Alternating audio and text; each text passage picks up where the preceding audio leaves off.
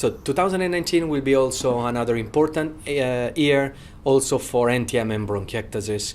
There will be a congress in Vienna in July 2019 where different colleagues from Europe and outside of Europe will get together to discuss important research and clinical challenges in these two diseases. I will be there, and I really hope to have the chance to discuss with both physicians and patients there what we need to do in the next 3 to 5 years in order to improve research and clinical aspects in both non-tuberculous mycobacteria and bronchiectasis.